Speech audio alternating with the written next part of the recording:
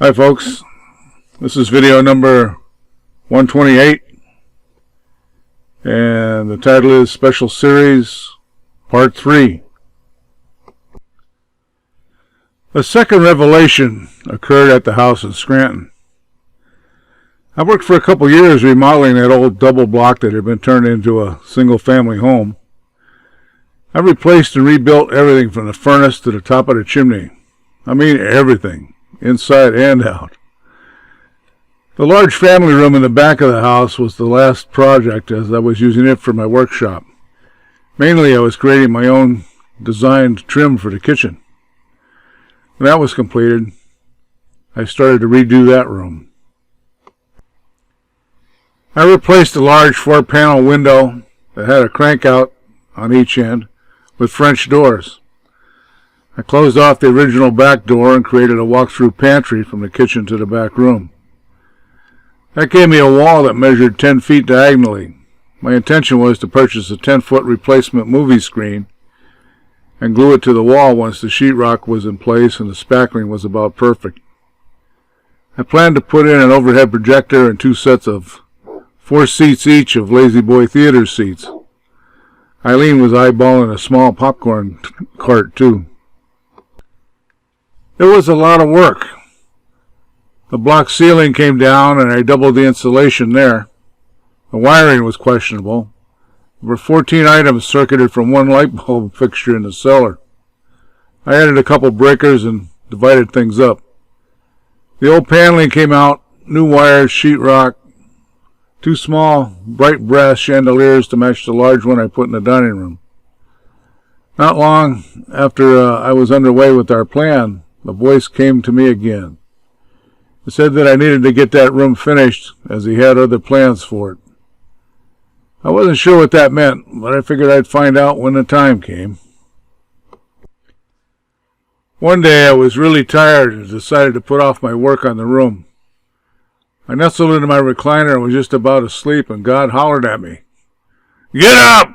It was so loud that I jumped out of the chair and was standing immediately. I didn't even put down the footrest. Back to work. What he had in mind for that room was not anywhere on my list. My dad was 82 at the time, and I found out through our lawyer that he had a stroke that morning. Why the lawyer? It had to do with my burned-out stepbrother. That's a story I won't be making public.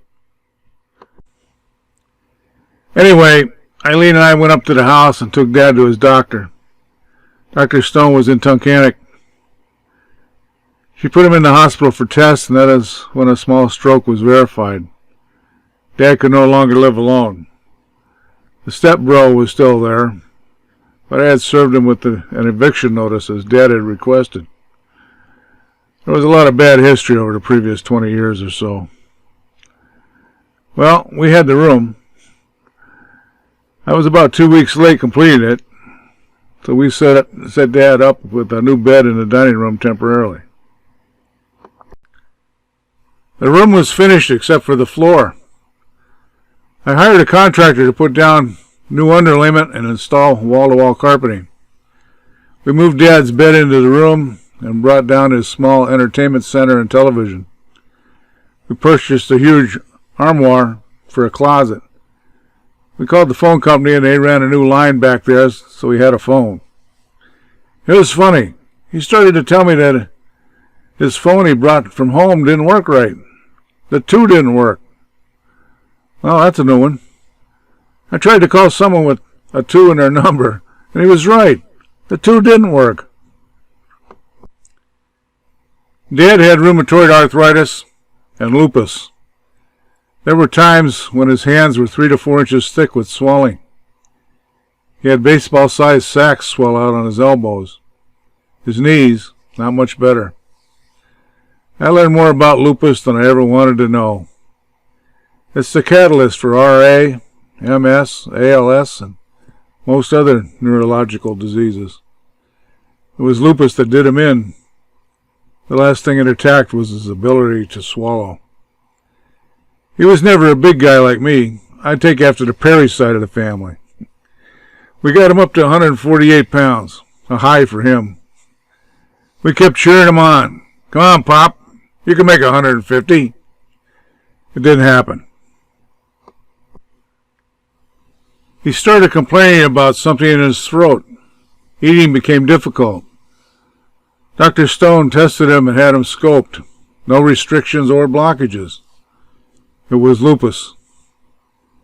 I think we've all heard the expression, give up the ghost. Well, it is possible. Dad ended up in Tyler Hospital because he had trouble eating. He was down to 125 by this time. There was a young doctor assigned to Dad, too. It seems he had all the paperwork completed to have Eileen and I arrested for elder abuse. My sister found out about it before we arrived and tore the guy a new butt. He never consulted with Dr. Stone. The next day, a nurse stopped in to visit Dad. She sat on the edge of his bed and explained to him that she was a hospice nurse. Dad looked at her, took a deep breath, and let out a sigh. And he was gone.